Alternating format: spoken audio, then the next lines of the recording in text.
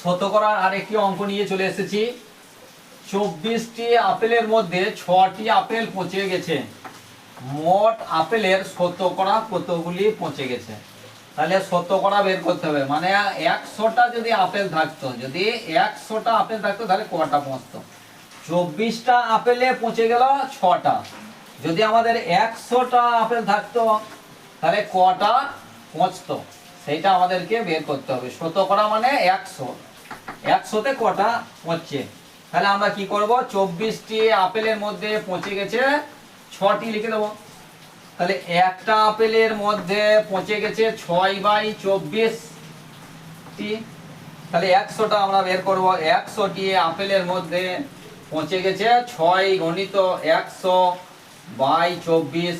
তাহলে আমরা কেটে দেবো 6 4 24, 6 দিয়ে ভাগ করে দিলাম একে, 6 একে 6, আবার কেউ 6 দিয়ে, একে যা দিয়ে ভাগ করব এটাকেও সেই একই সংখ্যা দিয়ে ভাগ করবো। একে 6 দিয়ে ভাগ করছি, 6 একে 6, একে 6 4 24। তারপরে তোমাদেরকে এখানে আমি দেখিয়ে দিচ্ছি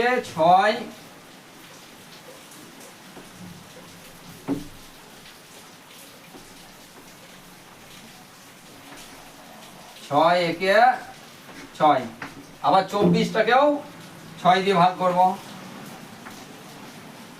6 4 24।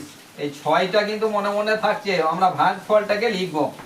এই 6 একে 6, আর এখানেও 4 পেয়েছি, এই যে ভাগফলটা 4, এই 4 আমরা বসিয়ে দিলাম। আবার 4 দিয়ে 100টাকে ভাগ করব, 4 দিয়ে 4 একে 4, আর 4 25 100, 4 25 100, তাহলে কতগুলি হলো? 25টি। তাহলে শতকরা 25টি আপেল পচে গেছে।